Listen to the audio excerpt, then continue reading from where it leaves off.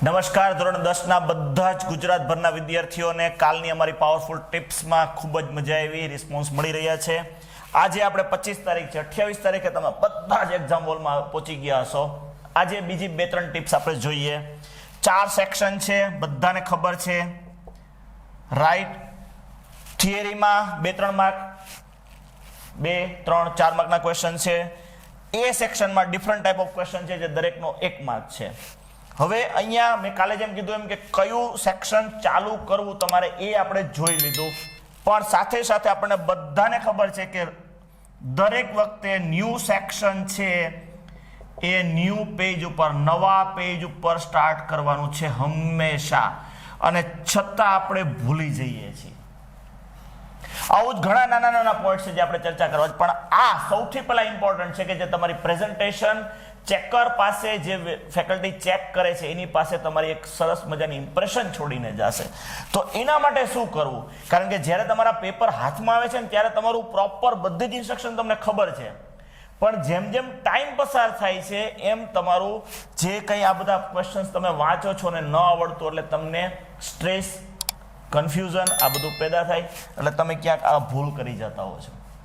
તો સિમ્પલ એના માટે આપણી પાસે પેપરમાં બીજું કંઈ લખવાનું એલાઉડ નથી લીગલી, ટેકનિકલી, પણ તમે એવો એક સિમ્બોલ કરી શકો કે જે તમને સ્ટ્રાઇક કરાવે ગમે ત્યારે. 2 કલાક પછી પણ તમે સપોઝ ડી સેક્શને પહોંચ્યા કે 1 કલાક પછી તમે એ સેક્શન તમને કરવાનું પ્લાનિંગ થયું, તો દરેક સેક્શન ઉપર પેપરની અંદર પેન્સિલથી તમને યાદ આવી જાય એટલા માટે જ એક સ્ક્વેર કરી નાખો આવી રીતે, અને અહીંયા પેન્સિલથી જ લખો. ન્યૂ પેજ ગુજરાતીમાં લખવું હોય તો ન અને વ, ન અને પ, કે નવા પેજે સ્ટાર્ટ કરવાનું છે. અહીંયા લખી શકો ન્યૂ પેજ, ધેટ્સ ઇટ. પેન્સિલથી લખો, કોઈ જ ટેકનિકલ ઇશ્યુ ન આવે. પેપર પૂરું થાય આરામથી તમે રબ પણ કરી શકો. પહેલી આ ઇન્સ્ટ્રક્શન બહુ ઇમ્પોર્ટન્ટ છે, પણ તમારું પ્રેઝન્ટેશન અને જે તમારે એક પરફેક્ટ પેપર આપવું છે એમાં તમને ક્યાંય કચાશ નહીં રહેવા દે, રાઈટ. ઓબ્વિયસ છે, સ્ટ્રેસ આવે જ, કોઈ પણ હ્યુમનને આવશે. તો દરેક સેક્શન ઉપર તમે આવું એક માર્ક કરીને રાખો, એટલે જ્યારે તમે પેપર તો તમારે વાંચવાનું જ છે થ્રુ આઉટ એ 3 કલાકની જર્નીમાં, ત્યારે તમને તરત યાદ આવે, હા નવા પેજે સ્ટાર્ટ કરવાનું છે, રાઈટ. નંબર 2, ઘણી વખત આપણે નાની નાની ભૂલો કરતા હોય છે ને ત્યારે એને રબ છે ને, મતલબ સ્વચ્છતા છે ને, એ ક્યાંક આપણે કોમ્પ્રોમાઇઝ કરી લઈએ છીએ. આપણે કેવી રીતે રબ કરીએ છીએ? સીધું જ આમ કરી નાખીએ. કાં તો કે 1-2 કલાક પેપરમાં થઈ હોય ને, અગેન આ નહોતું આવડતું, આ કેમ ન આવડ્યું, એટલે ઓટોમેટિક તમે કન્ફ્યુઝ હો છો, એના લીધે આવી ભૂલો થઈ જાય છે. બાકી થ્રુ આઉટ તમે 1 to 10 સુધી ભણેલા છો, તમને દરેક ઇન્સ્ટિટ્યૂટમાં દરેક ટીચરે કીધું હોય કે સ્વચ્છતાના માર્ક્સ છે. પ્રેઝન્ટેશન પ્રોપર હશે તો એનો પણ અડધો માર્ક્સ છે જ દરેક ક્વેશ્ચન્સમાં, રાઈટ. તો આપણે શું કરવાનું છે? તો સિમ્પલ આઈધર 1 લાઈન, અથવા તો તમને બહુ જરૂર હોય તો આમ 2 લાઈન જ કરો. અને આવું પણ આ સેક્શનમાં તમે માર્ક કરીને આમ રાખો, ન્યૂ પેજ, અને આમ 2 લીટા કરીને રાખો, એટલે ઓટોમેટિક તમે જ્યારે પણ વાંચશો ને યાદ આવશે. કંઈ રબ કરવાનું છે, ઓકે આ ઇન્સ્ટ્રક્શન છે જ આપણી પાસે. તમે ગમે એટલા અત્યારે સ્ટ્રેસમાં છો, જવાબ લખવામાં તમને પણ યાદ આવી જશે કે મારે આવી રીતે કામ કરવાનું છે. આવું જ છે કે આજે એ સેક્શનમાં તમને અલગ અલગ ટાઈપના ક્વેશ્ચન છે. એમાં તમને એક ટાઈપ છે ફિલ ઇન ધ બ્લેન્ક્સ,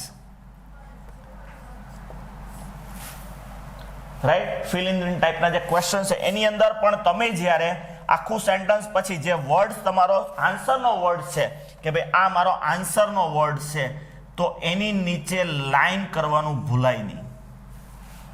અહીંયા તમારું સેન્ટન્સ હશે, પાછળ પણ તમારું સેન્ટન્સ હશે, તમારે અહીંયા લાઈન કરવાની ફિલ ઇન ધ બ્લેન્ક્સ ટાઈપના ક્વેશ્ચન્સમાં, FIQ ક્વેશ્ચન જે અમે એને કહેતા હોઈએ છીએ, રાઈટ. એ શેના માટે? ઓટોમેટિક જે ચેકર છે એને ઓટોમેટિક કીવર્ડ્સ ઉપર, લાઈન ઉપર એનો નજર જશે અને પરફેક્ટ તમને માર્ક્સ આપી શકશે. તો આ જે 2-3 પોઈન્ટ છે, પહેલા ન્યૂ પેજ ઉપર ન્યૂ સેક્શન સ્ટાર્ટ કરવાનું છે. નંબર 2, સ્વચ્છતા માટે ધ્યાન રાખો. કોઈ પણ જગ્યાએ થિયરી ક્વેશ્ચન્સમાં વધારે ભૂલ થતી હોય, કાંઈ વર્ડ્સ ખોટો લખાઈ ગયો તો પેનથી લખેલું છે, તમે એને કયું ઇરેઝરથી ઇરેઝ નહીં કરી શકો, તો આવી રીતે એક અથવા મેક્સિમમ 2 જ લાઈન એના ઉપર કરી દો, ઓટોમેટિક ફેકલ્ટી જે કોઈ ચેક કરતી હશે સમજી જશે. નંબર 3, તમે આવા ફિલ ઇન ધ બ્લેન્ક્સ વાળા ક્વેશ્ચન્સ કે ક્યાંય પણ લખો છો કે જ્યાં હું તો ત્યાં સુધી તમને એક ટીપ આપી શકું કે જે થિયરી ક્વેશ્ચન છે જો તમે બહુ સ્ટ્રોંગ હો તો એ થિયરી ક્વેશ્ચનના જે મેઇન કીવર્ડ્સ હોય કે જે ક્વેશ્ચન્સમાં મોસ્ટ ઇમ્પોર્ટન્ટ હોય, મોસ્ટ ઇમ્પોર્ટન્ટ કે મસ્ટ હોય એ વર્ડ્સ બંને રીતે તમે એને એનાલાઇઝ કરી શકો. તો એ વર્ડની નીચે પણ આવી લાઈન આપણે કરવી જોઈએ.